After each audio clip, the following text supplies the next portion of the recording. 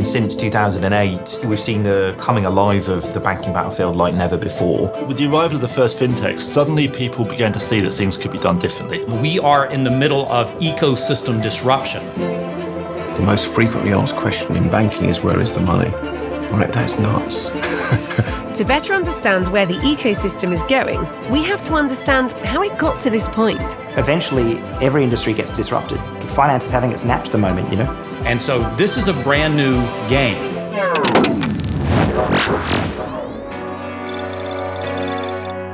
The government wants banks to be the sonic screwdrivers of the economy.